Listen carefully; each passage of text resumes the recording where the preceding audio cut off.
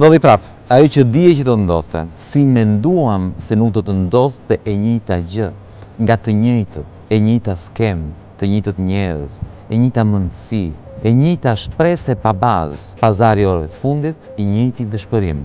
Jo listë e hapur, jo listë e mbyllur, jo ne jemi të rinj, por kur vjen puna për ndonjë pazar në momentin të fundit me dikë që mund të jetë i pakënaqur edhe e bëjnë se janë vota na ndihmojnë, se kështu do shëmbet sistemi me të njëjtat lojra politike 30 vjeçare, pastaj na thonë që është normale, ç'atje që ka.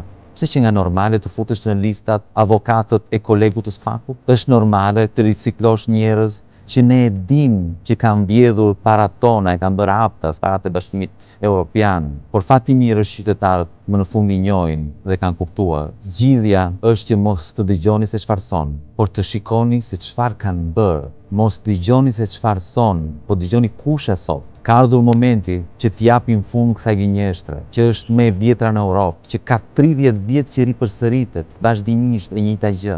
Ne po jetojmë në kohën e inteligjencës artificiale, kurse këta janë të vjetër, të pafytyrë. Më 11 maj qytetarët do t'japin fund këtij teatri, këtij monopoli politik. Mbështesin kandidatët e Partisë Mundësia, njerëz që ja kanë dalë me punë dhe që nuk do shesin votën tuaj.